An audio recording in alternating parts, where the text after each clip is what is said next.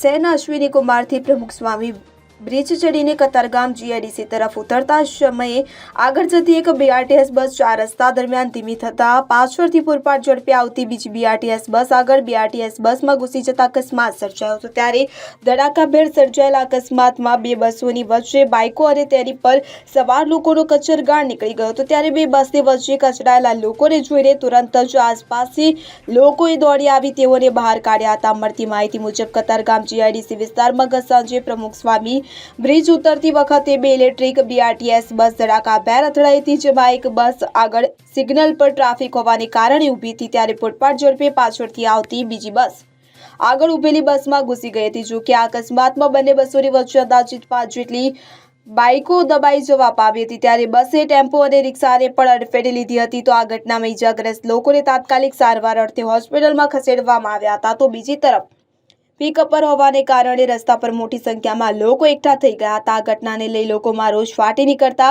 બસમાં રહેલા ડ્રાઈવરને લોકોએ બહાર કાઢી માર માર્યો હતો, જે બાદ પોલીસ સ્થળે દોડી આવી અને લોકોએ ડ્રાઈવરને પોલીસને સોંપી દીધો હતો। આ ઘટનામાં 9 લોકો ઇજાગ્રસ્ત થયા હતા કે જેમાં 4ની હાલત ગંભીર હોવાનું જાણવા મળી રહ્યું છે। ત્યારે એક વ્યક્તિનું મોત નીપજ્યું હોવાનું સામે આવ્યું છે।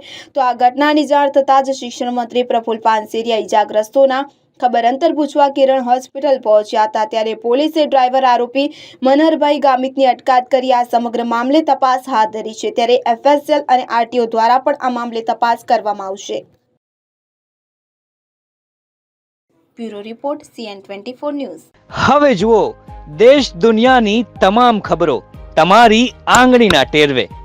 ઉઠાવો મોબાઈલ અને ગૂગલ પ્લે સ્ટોર પરથી ડાઉનલોડ કરો અમારી CN24 ન્યૂઝ મોબાઈલ એપ।